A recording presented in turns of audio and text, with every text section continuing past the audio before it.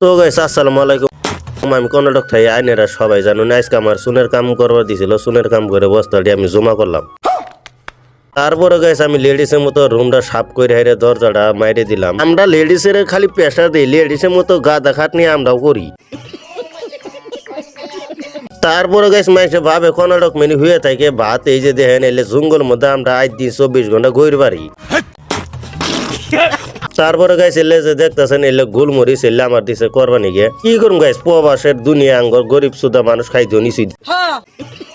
তারপরে গাইস এই যে দেখতেছেন পিছনের ডামার স্কুটির সামনে এটা আইটিআর স্কুটি না গাইস আমি মিছে কথা বললাম দোয়াটা আঙ্গর আইটিআর এর গাড়ি আমি মিছে কথা বললাম এলা লেকচার তো মারাই না গে।